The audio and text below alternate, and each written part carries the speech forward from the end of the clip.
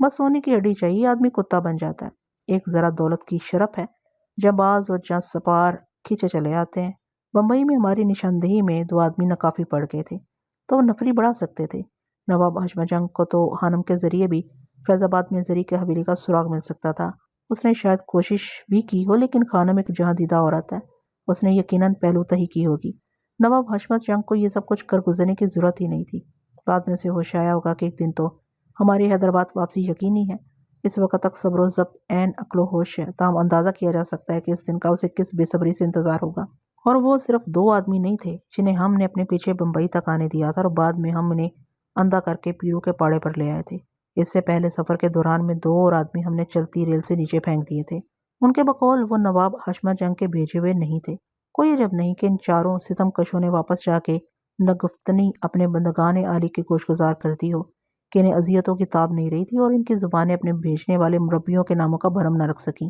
یہ جان کے نواب حشمت جنگ اور اس کے ہم قبیل نوابوں کا کیا حال ہونا چاہیے۔ ندامت کا غضب بے اندازہ ہوتا ہے۔ اس بار وہ کوئی چوک نہیں کریں گے اور دیر بھی نہیں لگائیں گے کہ ہمیں سنبھلنے اور پینترا بدلنے کی مہلت مل سکے۔ میرے اکیلے وہاں جانے کا کچھ ایسا نہیں تھا، میں کسی طرح چھپ چھپا کے چلا جاتا۔ انہیں تو خاص طور پر ابا جان اور وٹھل کی جستجو ہوگی۔ میں فوراً ہی کمرے سے نکل گیا، صرف میرے لیے، میری خاطر۔ وٹھل کسی ضیاء کے در پہ ہے تو مجھے اسے رکنا چاہیے۔ ایسا کوئی قدم ہی کیوں اٹھایا جائے کہ گزشتہ کے اعادے کا ذرا بھی اندیشہ ہو۔ مجھ میں اب بالکل سکت نہیں ہے۔ میں نے یہی کچھ تو وٹھل کو جتانے کی کوشش کی تھی۔ اس نے کان نہیں دھرے، اس نے غور نہیں کیا۔ ادھر نواب ثروت نے اس سے بات کرنے سے انکار کر دیا تو نواب نے مجھے خط لکھا ہے، وٹھل کو نہیں۔ دونوں مرتبہ میں اور پیرو اس کے پاس گئے تھے۔ میرے اور پیرو کی بجائے وٹھل کو دیکھ کے کوئی بدگمانی اس کے دل میں جگہ پا سکتی ہے۔ وٹھل سے کسی لمحے کوئی 19-20 بات ہو گئی تو نواب تو دوسری قسم کا آدمی ہے۔ نواب لوگ عام لوگ نہیں ہوتے، وہ اپنی شکلیں چمکتے آئینوں میں دیکھتے رہنے کے عادی ہیں، ان کے مزاج کا کوئی بھروسہ نہیں۔ بہرحال میرا کام تو وٹھل کو تمام عواقب و جوانب سے آگاہ کرنا ہے۔ اس کے بعد اس کی مرضی ہے، وہ جو جی چاہے کرے، میں کیا کر سکتا ہوں۔ وٹھل اپنے کمرے میں نہیں تھا، اس کا حقہ بھی کونے میں رکھا تھا۔ ایک ملازم نے بتایا کہ وہ ملاقاتی کمرے میں ہے۔ جاتے جاتے مون اس خیال سے میرے قدم ٹھٹک کے رہ گئے کہ کہیں نواب ثروت یار کا خط انہیں نوابوں کی فتنہ کاری نہ ہو۔ نواب ثروت یار کو ہمارے اور نواب حشمت جنگ کے کسی تعلق کا بظاہر کوئی علم نہیں تھا۔ میں نے اور پیرو نے اس کے گھر جاتے ہوئے ہر ممکن احتیاط کی تھی تاکہ ہم کسی کی نظر میں نہ آ سکیں۔ ہم بہت دور پہلے موٹر سے اتر گئے تھے اور مختلف جگہوں سے پیدل گزرتے ہوئے ہم نے باقی راستہ طے کیا تھا۔ مجھے خوب یاد ہے ہم نے اچھی طرح مطمئن ہو کے ہی نواب ثروت کے دروازے پر دستک دی تھی۔ اس بات کا کوئی امکان تو نہیں تھا کہ نواب ثروت یار کے گھر ہماری حاضری کی سن گن نواب حشمت جنگ اور پتھروں کے تمنائی دیگر نوابوں کو مل گئی ہو۔ ڈرائیور نے جہاں ہمیں اتارا تھا اس مقام سے ہماری بو سونگھتے ہوئے وہ نواب ثروت کے گھر تک پہنچ گئے ہوں۔ نواب ثروت کی زبانی ہماری آمد کا مواجرہ سن کے انہوں نے ایسا کوئی خط لکھنے پر اسے آمادہ کر لیا ہو۔ غریبوں میں اتنی دوستی نہیں ہوتی جتنی امیروں میں ہوتی ہے۔ نواب حشمت جنگ جیسے ذی وقار عالی مرتبت کی خوشنودی کا موقع نواب ثروت کو ہاتھ سے نہیں جانے دینا چاہیے۔ ان نوابوں سے کچھ بعید نہیں۔ میں نے تیز قدموں سے ملاقاتی کمرے کا فاصلہ طے کیا۔ ابھی میں کمرے میں داخل نہیں ہوا تھا کہ زنان خانے کی طرف سے آتی ہوئی جولین مجھے دکھائی دی۔ فرخ بھی اس کے ساتھ تھی۔ مجھے دیکھ کے دونوں رک گئیں۔ میں بھی ٹھہر گیا اور میری نظریں جولین کے چہرے پر جم گئیں۔ وہ تو کچھ اور ہی نظر آ رہی تھی۔ سر تپا، سفید لباس میں ملبوس، چادر سے سر ڈھکا ہوا، گرجا کی کسی راہبہ کی مانند، جس کے چہرے کی تابانی ٹھٹری ہوئی ہوتی ہے۔ وہ روز ہی صبح شام مجھے ملتی تھی، لیکن اتنے دنوں سے میں نے سر اٹھا کے اسے دیکھا تک نہیں تھا۔ اب یوں اچانک وہ میرے سامنے آئی تو مجھے یقین نہیں آیا۔ بوجھل پلکیں، چھلکتی آنکھیں اور سوکھے سوکھے ہونٹ۔ آدمی اندر سے ٹوٹ رہا ہو تبھی ایسا دھواں اٹھتا ہے۔ میں نے اس کی طرف دھیان ہی نہیں دیا تھا کہ وہ بھی تو اپنے آپ سے دوچار ہوگی، مجھ سے کہیں زیادہ۔ اس کے لیے تو وہ سارا کچھ ایسی تعبیر کی طرح تھا جو آدمی کو ہیبت زدہ کر دے۔ جولین ویسے ہی بہت نازک تھی، پھول کے مثل۔ تیز ہوا اور تیز دھوپ میں اس کا رنگ کملا گیا تھا۔ اس پر ابھی تک حیرت کا ایک عالم طاری تھا، چانکنی کا عالم۔ آئینے اتنی حیرتوں کے متحمل نہیں ہوتے۔ مجھے دیکھ کے اس کی دھند اور گہری ہو گئی۔ اس کے سراپا میں تموج سا ہویدا ہوا، جیسے کسی لمحے وہ امڑتی ہوئی میرے سینے میں چھپ جائے گی اور زار زار ہو جائے گی۔ اس کے لبوں کے گوشے دھڑک رہے تھے۔ اسے میری جانب سے بس کسی دل نواز نگاہ کا انتظار تھا۔ میرا دل بھی بھر آیا۔ میں بھول گیا کہ میں کس ارادے سے نکلا تھا اور کہاں جانا چاہتا تھا۔ فرخ بھی میری نظروں سے اوجھل ہو گئی تھی۔ میں بڑھ کے جولین کے ڈگمگاتے سراپا کو سہارا دیتا اور اپنے بازوؤں میں سمیٹ لیتا کہ فرخ کی آواز پر مجھے ہوش آیا۔ وہ مجھے بتا رہی تھی کہ وہ دونوں میرے ہی پاس آ رہی تھیں۔ میں نے ہکلاتے ہوئے وٹھل کے بارے میں پوچھا تو فرخ نے ملاقاتی کمرے کی طرف اشارہ کیا اور دلگیر لہجے میں بولی، آپ جا رہے ہیں بھائی؟ نہیں، کہیں بھی نہیں، میں کہاں؟ میں نے منتشر آواز میں کہا، اس سے پہلے کہ وہ کوئی اور سوال کرتی یا جولین زبان کھولتی میں باعجلت کمرے میں داخل ہو گیا اور اندر قدم رکھتے ہی میرے جی میں آئی کہ وہیں سے لوٹ جاؤں۔ وہاں تو محفل جمی ہوئی تھی۔ مولوی اکرم، جگنو، دیوا کے سوا سبھی موجود تھے۔ کیلاش بھی فراغت سے ان کے درمیان بیٹھا تھا۔ فرش پر دسترخوان بچھا ہوا تھا اور کھانا نہیں لگا تھا۔ میری آمد پر سبھی چونک پڑے جیسے میں کوئی عجوبہ ہوں۔ کیلاش صوفے سے اٹھ کے بے قراری سے میرے پاس آ گیا اور اس نے مجھے پہلو میں بٹھا لیا۔ اتنے لوگوں کی موجودگی میں وٹھل سے کوئی بات کرنے کا سوال ہی نہیں تھا۔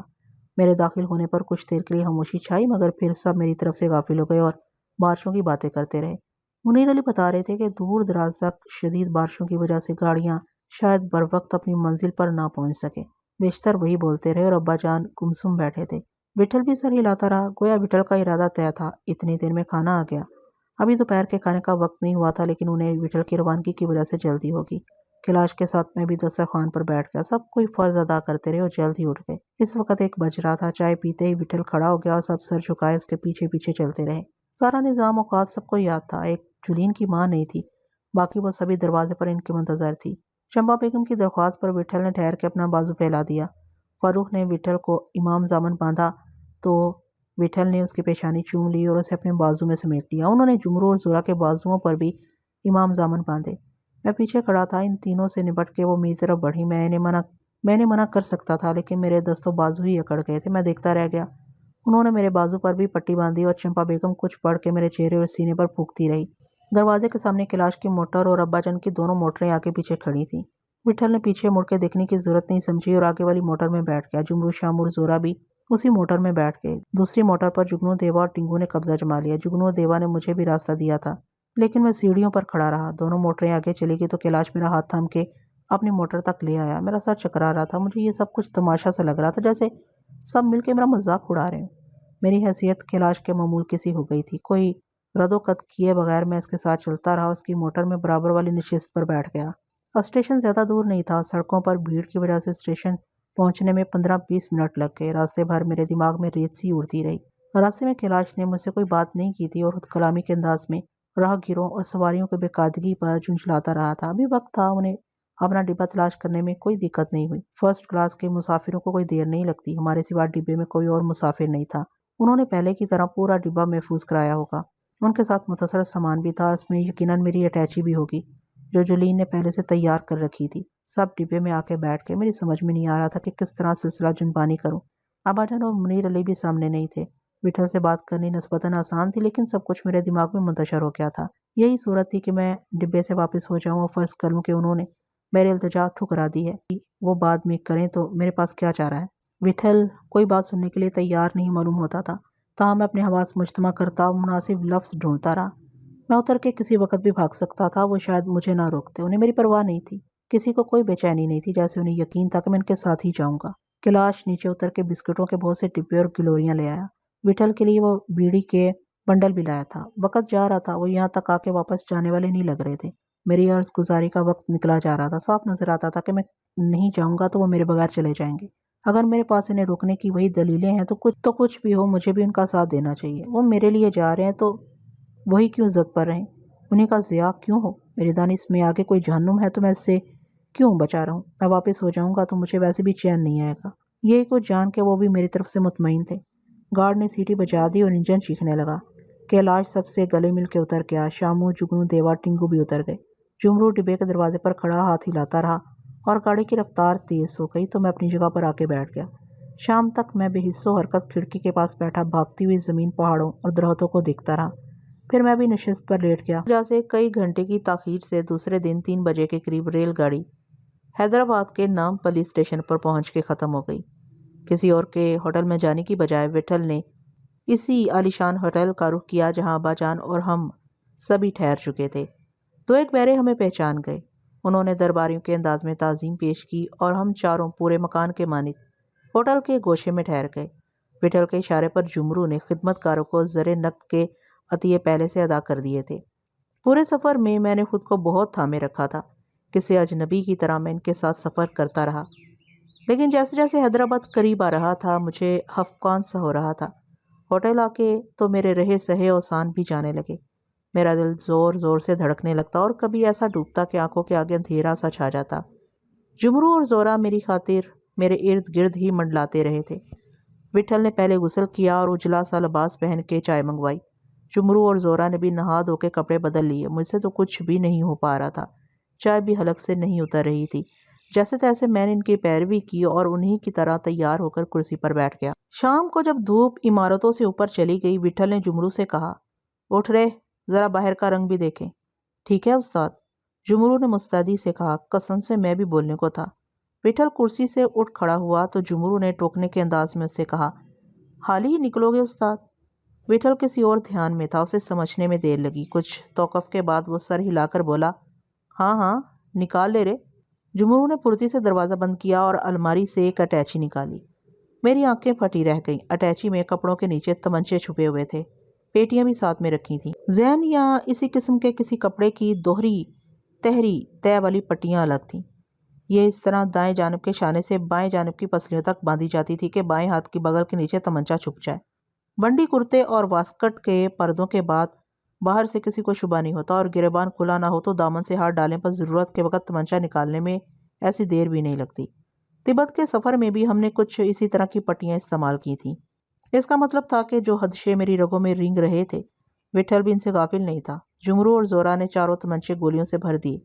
اٹیچی میں دو بڑے تمنچے بھی مجھے نظر آئے تھے، لیکن انہوں نے چھوٹے تمنچوں پر اکتفا کیا۔ ہولسٹر میں تمنچے جما لینے کے بعد جمرو نے مجھ سے پوچھا، کیا میری جیب میں چاقو ہے؟ مارٹی کے زخمی ہو جانے کے دن سے اب تک مجھے چاقو کا خیال ہی نہیں آیا تھا۔ میری خاموشی پر جمرو نے ایک نیا چاقو میرے حوالے کیا۔ یہ 6 انچ کا کھٹکے والا رامپوری چاقو تھا، وزن میں خاصا ہلکا۔ وٹھل کی ہدایت پر انہوں نے اسپرنگ کے موٹے گدوں کی سلائی چیر کے اور اسپرنگ کے درمیان ناریل کی چھال نکال کے دونوں تمنچے سرہانے کی طرف چھپا دیے۔ یہ وزنی گدے بار بار نہیں اٹھائے جاتے ہوں گے، صرف چادریں بدلی جاتی ہوں گی۔ اب اٹیچی میں کپڑوں کے سوا کچھ نہیں رہ گیا تھا اور کمرے کی تلاشی میں کسی ضرر کا اندیشہ نہیں تھا۔ 20 منٹ کے قریب اس تیاری میں صرف ہو گئے، پھر کہیں جمرو نے دروازے کی چٹخنی گرائی۔ اس اسنا میں اجالا اور کم ہو گیا تھا۔ وٹھل نے ہوٹل سے باہر آ کے میرا ہاتھ تھام لیا۔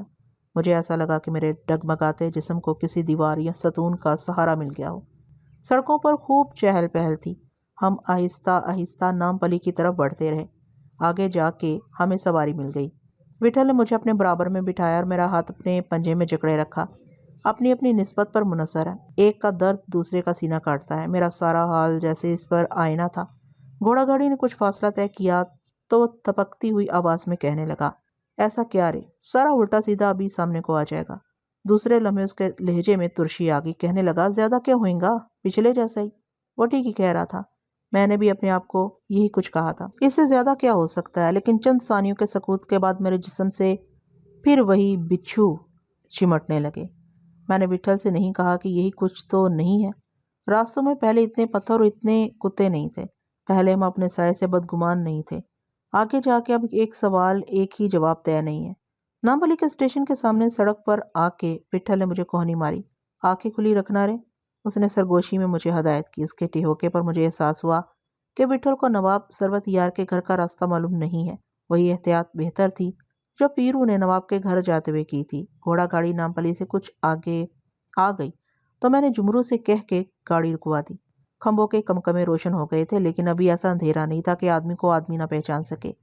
گھوڑا گاڑی سے اتر کر ہم سڑک کے کنارے کھڑے ہو گئے اور جمرو کے آنے کا انتظار کرتے رہے۔ کوچوان کے پاس رزگاری نہیں تھی، اس لیے جمرو کو دیر لگی۔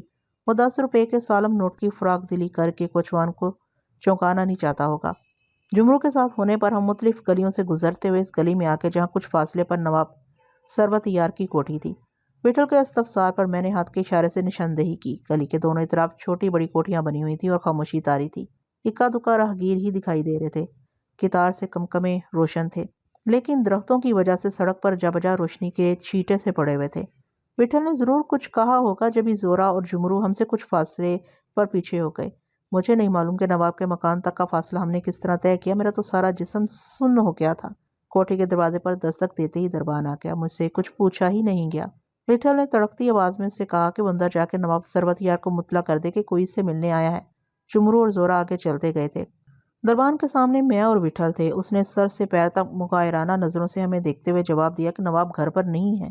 یہ سن کر مجھے سانسیں لینے کا کوئی موقع مل گیا۔ وٹھل نے پوچھا کہ نواب کی واپسی کی کب تک امید ہے؟ دربار نے تیوری چڑھا کر کہا کہ وہ نواب ہے اپنی مرضی کا مختار۔ پھر وہ کہنے لگا کہ آنے کا وقت تو ہو گیا ہے، لیکن کیا معلوم دیر سے آئے۔ وٹھل کی پیشانی پر سلوٹیں پڑ گئی اور نتنے پھولنے لگے۔ دربان کو کچھ خیال آیا، تجسس سے پوچھنے لگا کہ ہمیں نواب سے کیا کام ہے؟ اپنے کو کتے نے نہیں کاٹا ہے رے؟ وٹھل نے تنک کے کہا۔ دربان سیدھا ہو گیا، اس کا لہجہ بدل گیا۔ آپ لوگوں کا نام؟ اس نے جھجکتے ہوئے پوچھا۔ تجھ کو بول کے کیا کریں؟ آپ لوگ بمبئی سے تو نہیں آئے کیا؟ دربان نے اضطراری لہجے میں پوچھا۔ میری رگوں میں خون جمنے لگا۔ صاف ظاہر تھا کہ نواب ہی نے خط لکھا تھا، اسے ہمارا انتظار بھی تھا۔ وٹھل کے اقرار پہ دربار ہم سے اندر چل کے بیٹھنے کے لیے ضد کرنے لگا اور اس نے جلدی سے دروازہ کھول دیا۔ مگر نواب صاحب؟ وٹھل نے تردد سے کہا۔ کب آئیں گے وہ؟ آ جائیں گے صاحب، بس ابھی آنے کا وقت ہو گیا ہے۔ دربار نے مؤدبانہ کہا۔ آپ لوگ ذرا انتظار کر لیں تو اچھا ہے۔ اندر آؤ حضرت۔ وٹھل دروازے پر رکا، کچھ سوچتا رہا، پھر میرا ہاتھ تھامے ہوئے وہ اندر داخل ہو گیا۔ وہی نشستگاہ تھی جہاں پہلے میں اور پیرو آ کے بیٹھے تھے۔ پردے، صوفے اور قالین شاید بدل دیے گئے تھے۔ دربار نے پردے ہٹا کے کھڑکیاں کھول دی، فانوس بھی روشن کر دیا۔ ہمیں بٹھا کے وہ فوراً واپس چلا گیا۔ دیر تک سناٹا چھایا رہا۔ میرا دل بہت گھبرا رہا تھا۔ عمارت سے ملحق ہونے کے باوجود نشستگاہ الگ تھلگ بنی ہوئی تھی۔ گھر کی طرف سے کوئی آواز، کوئی چہکار نہیں آ رہی تھی، جیسے ہمارے سوا وہاں کوئی موجود ہی نہ ہو۔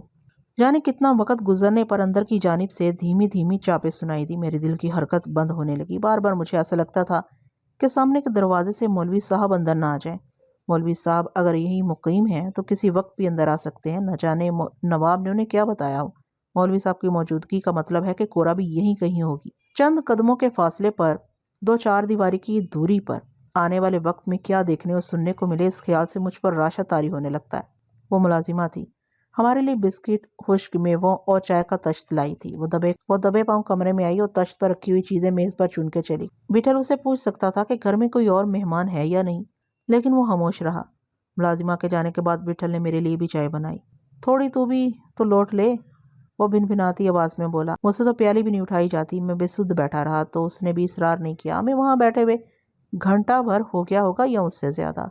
ایک ایک لمحہ رینگ رینگ کے گزر رہا تھا۔ وٹھل نے شاید ایسا وقت کبھی نہ کاٹا ہو۔ وہ پہلو بدلتا، ہنکاریاں بھرتا اور پلیٹ سے کاجو اٹھا کے ٹونگتا رہا۔ پھر موٹر کا ہارن بجنے، لوہے کا دروازہ کھلنے اور موٹر اندر آنے کی آواز سنائی دی اور لمحوں بعد برابر کے کمرے سے تیز چاپوں کی گونج پیدا ہوئی۔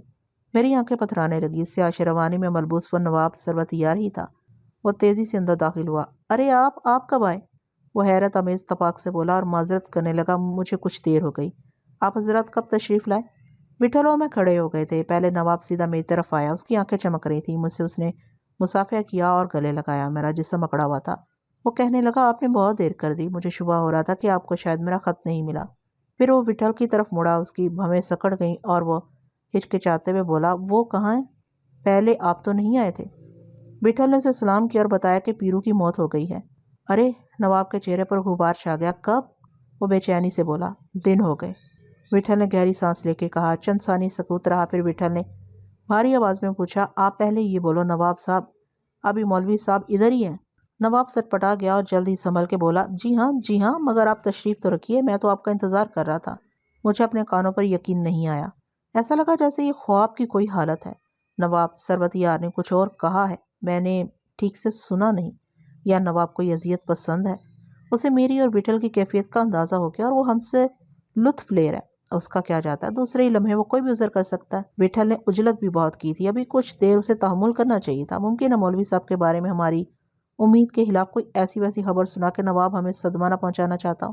کوئی عجب نہیں کہ چند لمحوں بعد وہ تعصب کا اظہار کرے اور بتدریج وہی کچھ بتائے جس کے لیے ہم تیار ہو کے آئے تھے اور جو ہمارے لیے کچھ نیا نہیں تھا۔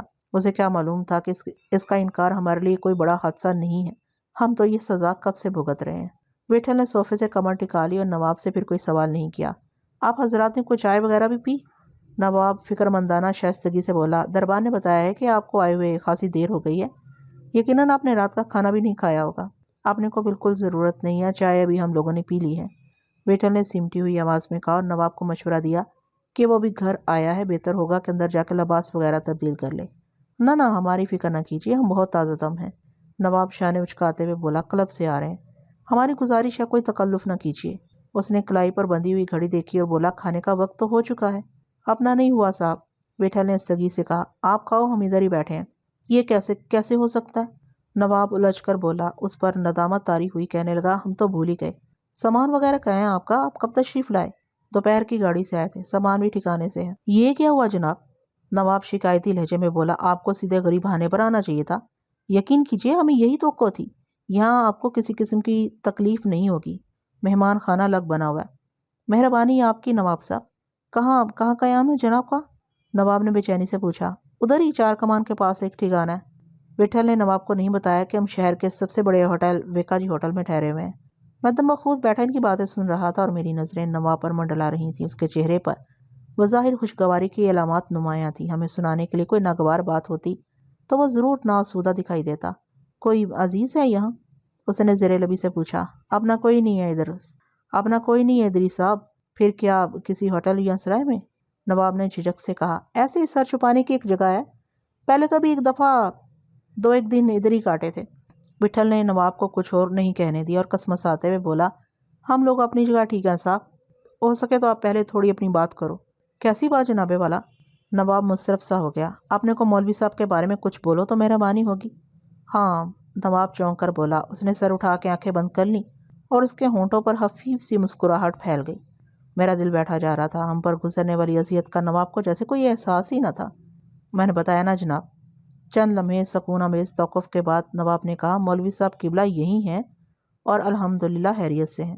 نواب کی ٹھہری ہوئی آواز کی تپیدگی وٹھل نے بھی محسوس کی ہوگی۔ اس نے دھیمے لہجے میں پوچھا، ابھی ادھر ہی گھر میں ہے وہ؟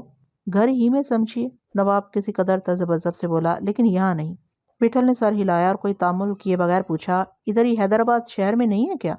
نہیں۔ نواب ایک ثانیے کے لیے منتشر ہوا تھا کہ سنبھل کر بولا، حیدرآباد ہی کہیں اور نہیں بھی، اصل میں یہاں حیدرآباد سے کچھ دور وہ ہمارے دوسرے گھر میں ہے۔ میری رگوں میں خون منجمد ہو گیا تھا۔ وٹھل جانے کیسے اپنے آپ کو سمیٹے سنبھالے بیٹھا تھا۔ میں دریدہ آنکھوں سے کبھی اسے دیکھتا کبھی نواب کو۔ لگتا تھا نواب میرا اور وٹھل کا امتحان لے رہا ہے۔ وہ از خود بھی سب کچھ بتا سکتا تھا، اس سے زیادہ ہماری آمد کے مقصد سے کون واقف تھا؟ وہ تو جیسے بھول ہی کیا تھا کہ اس نے ہمیں بلایا ہے۔ کچھ دیر کے لیے خاموشی رہی، پھر وٹھل نے دبی آواز میں پوچھا، آپ کی زمینوں والے مکان میں ہیں کیا وہ؟ آپ نے بالکل صحیح اندازہ لگایا۔ نواب پلکیں جھپکانے لگا۔ اس کے چہرے پر حیرت امڑ آئی۔ مگر آپ کو کیسے علم ہوا ہماری زمینوں اور مکانات کے بارے میں؟ آپ نواب ہو صاحب، وٹھل نے نسبتاً اونچی آواز میں کہا۔ زمین جاگیر کے بنا کوئی نواب کیسے ہو سکتا ہے؟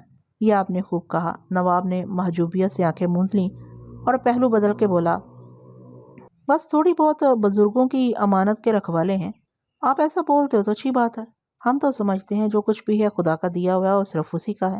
نواب سانس بھر کر بولا، اتنا کون سمجھتا ہے؟ ہاں، بجا کہتے ہیں، شاید بہت ہی کم۔ مکین تو مکانوں میں مسافروں کی طرح ہوتے ہیں، نواب نے متانت سے کہا۔ پھر یک اسے خیال آیا اور وہ معذرت کے انداز میں بولا، کیسی عجیب بات ہے، اتنی دیر ہو گئی، ہم ابھی تک اپنے محترم مہمان کے نامی کے بارے میں بھی نہ جان سکے۔ نام سے کیا بنتا ہے صاحب، نام تو شاید سب کے الٹے رکھے جاتے ہیں، وٹھل نے بنبناتے لہجے میں کہا۔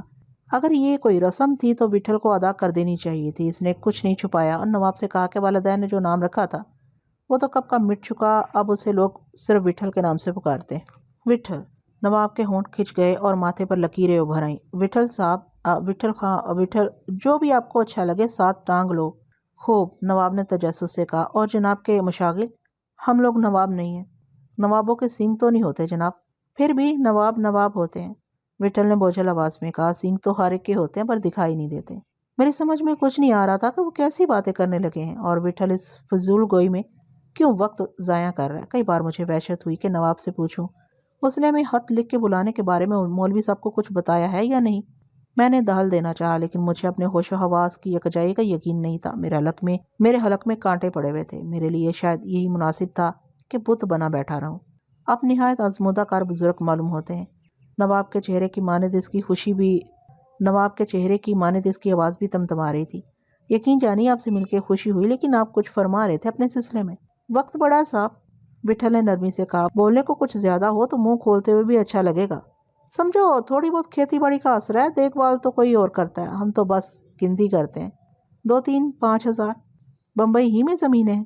بمبئی سے کچھ پرے دور ہیں صاحب، آپ بھی بمبئی کے معلوم نہیں ہوتے۔ آپ تو دنوں سے ادھر ہی پڑاؤ ہے، اپنا کیا نواب صاحب، جدھر ہی کو ہوا چلی چل پڑے۔ آپ نے بتایا کہ آپ کو شکار سے دلچسپی ہے، ہمیں بھی کچھ ہے، نواب نے مچل کے کہا۔ ہر نواب کو ہوتی ہے، ضروری نہیں۔ نواب نے بعجلت تردید کی۔ ہمارے علم میں کئی نواب ہیں جو اپنی حویلی اور محل سے باہر بھی کم ہی نکلتے ہیں، ان کے جنگل اندر ہی ہوتے ہیں، وٹھل نے استگی سے کہا۔ نواب نے وٹھل کی بات شاید توجہ سے نہیں سنی، تیزی سے بولا، ہمارا مقصد ہے کہ وہ شکار سے بالکل بے بہرا ہیں، صرف آدمی کا کھیلتے ہوں گے۔ اس موقع پر وٹھل کو کوئی ایسی ویسی بات نہیں کرنی چاہیے تھی۔ صوفے پر نواب کا جسم بل کھا گیا، لیکن نوجوان ہونے کے باوجود وہ خاصا حلیم الطبع شخص تھا۔ اس نے جلد ہی اپنی بےقلی پر قابو پا لیا۔ معلوم ہوتا ہے آپ کو نوابوں کا کوئی تلخ تجربہ ہے۔ اپنا اتنا نہیں، آگے کا دیکھا بولتے ہیں۔ وٹھل نے نواب سے اجازت لے کر بیڑی جلائی اور ایک گہرا کش لے کے بولا، جانے دو نواب صاحب، ابھی اپنی بات کرو۔ نواب کچھ اور کہنا چاہتا تھا مگر ٹھہر گیا۔ اس نے کچھ سوچتے ہوئے خوشگواری سے کہا، ویسے انگلیوں کے فرق کے تو آپ قائل ہوں گے، پر ہوتی ساری انگلیاں ہیں، چھوٹی بڑی انگلیاں۔ نواب نے مفاہمانہ انداز میں سر کو جنبش دی، مگر اسے قرار نہیں تھا۔ کہنے لگا، ہمارے بزرگ کو کون سا شکار زیادہ مرغوب ہے؟ ڈور کانٹے کے سوا سارا۔ وہ توبہ خدا ہمیں بھی نہیں ہے۔ نواب کو بے سختہ ہنسی آ گئی۔ مچھلی کا شکار تو مذاق سا لگتا ہے، اپنے آپ سے بھی اور شاید مچھلیوں سے بھی۔ بہت سے لوگوں کا معاملہ یہ ہے کہ ان کا بس چلے تو ساری عمر ڈور ڈالے کنارے پر بیٹھے رہیں۔ سنا ہے یہ لوگ پہلے افیون کھاتے ہیں۔ مچھلی کا شکار افیون ہے صاحب، بے شک، پھر افیون کی کیا ضرورت رہ جاتی ہوگی؟ نواب شگفتگی سے بولا، میرا قیاس ہے جناب ماہر شکاری ہوں گے۔ کیا بولیں صاحب، یہ تو شکار ہونے والے ٹھیک سے بولیں گے۔ وقت ملا تو کسی دن چلیں گے، ادھر بھی اچھا شکار ہوگا۔ مل جاتا ہے، لیکن شکار کا اصل مزہ تو ادھر نیپال کی طرف، ادھر وندھیاچل کے پہاڑوں میں ہے۔ ایک بار جانے کا اتفاق ہوا ہے، واپس آنے کو جی نہیں کرتا تھا۔ آپ بھی گئے کبھی اس طرف؟ دو ایک بار جانا ہوا ہے، وٹھل نے سرسری انداز میں کہا۔ آپ نے وہاں کیا کھیلا؟ جو نشانے پر آ گیا صاحب، یا یوں بولو جس کا وقت آ گیا۔ وٹھل نے سر اٹھا کے دیواری گھڑی پر نظر ڈالی۔ رہے گی صاحب آپ سے بات؟ نواب کے کچھ اور کہنے سے پہلے اس نے اسے یاد دلایا کہ رات ہو رہی ہے، نواب کے اپنے معاملات ہوں گے، وہ کوئی تکلف نہ کرے اور ہماری وجہ سے اپنے مشاغل منتشر نہ کرے۔ وٹھل کا اشارہ واضح تھا کہ نواب کو ہماری آمد کے مقصد کو اولویت دینی چاہیے، لیکن نواب جیسے کچھ نہیں سمجھا، وہی کھانے کے لیے اصرار کرنے لگا۔ وٹھل نے اسے یقین دلانے کی کوشش کی کہ وہ کھانے کے معاملے میں ذرا بھی رد و قد نہیں کرتا، تاہم نواب نے فوراً تالی بجائی۔ چند ثانیوں میں وہی نوجوان ملازمہ حاضر ہو گئی جو نواب کی عدم موجودگی میں ہمارے لیے چائے لائی تھی۔ نواب نے چند منٹ کے لیے گھر میں جانے کی اجازت چاہی۔ کھانے کے لیے وٹھل کی آمادگی سے اسے خوشی سی ہوئی تھی، اس میں کچھ اور چستی اور تیزی آ گئی۔ کمرے سے اس کے جانے کے بعد سناٹا چھا گیا۔ میں نے مستربانہ وٹھل کی طرف دیکھا، اس نے زبان سے کچھ نہیں کہا، بس پلکیں پٹ پٹاتا رہا۔ میں اسے پوچھنا چاہتا تھا کہ اس نے نواب کی باتوں سے کیا نتیجہ اخذ کیا، لیکن میں نے جو سنا اور دیکھا تھا وہی اس نے بھی کیا تھا۔ نواب کے دوبارہ کمرے میں داخل ہونے تک ہم دونوں گنگ بیٹھے رہے۔ وہ منٹوں میں واپس آ گیا، مگر لگتا تھا پہر گزر گئے ہیں۔ وقت کا یہی دستور ہے، اسے کوئی غرض نہیں کہ کس پر کس طرح گزرتا ہے۔ نواب نے شیروانی اتار دی تھی اور سلک کے کرتے پر بیل بوٹوں سے کڑی ہوئی کشمیری شال سینے سے لپیٹ لی تھی۔ صوفے پر بیٹھتے ہوئے اس نے شال شانے پر ٹیک کی تو اس کے کسرتی جسم کا کچھ اندازہ ہوا۔ اس کے بازو مضبوط تھے اور سینہ آگے نکلا ہوا تھا۔ جسم کا یہ توازن ورزش کے بغیر ممکن نہیں ہوتا۔ سفید شال میں اس کا سرمئی رنگ کچھ اور نمایاں ہو گیا تھا۔ بال بھی پہلے سے زیادہ سلیقے سے جمے ہوئے تھے۔ اس کے آنے پر وٹھل سیدھا ہو کے بیٹھ گیا۔ واپس آنے کے بعد بھی نواب نے معذرت چاہی اور کہا، کھانے میں کچھ دیر نہیں، البتہ جو حاضر تھا وہی کچھ ہے، تیاری میں اور دیر ہو جاتی۔ آپ نے اچھا کیا، وٹھل نے ٹھنڈی آواز میں کہا، اپنے کو ایسی بھوک نہیں تھی۔ رات کا کھانا آپ عموماً کس وقت کھا لیتے ہیں؟ کوئی ٹھیک نہیں، پر 9 سے پہلے بھی نہیں۔ تو پھر وقت تو ہو رہا ہے۔ وٹھل نے کچھ نہیں کہا، خاموشی چھا گئی۔ نواب کو یہ سکوت گراں گزر رہا ہوگا۔ اس نے بے قراری سے ادھر ادھر دیکھا اور وٹھل سے مخاطب ہوا، یہ علاقہ آپ کو کیسا لگتا ہے؟ یہ سب تو آدمی سے ہوتا ہے صاحب۔ آپ نے بہت صحیح کہا۔ یوں کہیے کہ یہاں کے لوگ آپ کو کیسے لگے؟ لوگ بھی ساری جگہوں پر ایک جیسے ہوتے ہیں، اچھے برے، لیکن یہاں آپ کو کچھ مختلف منفرد تو لگتا ہوگا۔ سچ پوچھو تو صاحب کوئی خاص نہیں، یہاں نواب لوگ کچھ زیادہ ہیں۔ کیا حضرت؟ نواب کے جیسے کسی نے چٹکی بھر لی۔ یہ اچھی بات ہے یا بری؟ اس نے مظاہر شوخی سے پوچھا۔ ساری ہوتے تو اچھا تھا، اور صاحب، وٹھل نے بھاری آواز میں کہا، یہ تو ادھر ہی بسنے والوں سے پوچھو۔ نواب دیدے گھمانے لگا۔ یہ فرمائیے کبھی یہاں مستقل بس جانے کو دل نہیں چاہا؟ آپ جیسے 2-4 مل جائیں تو ضرور۔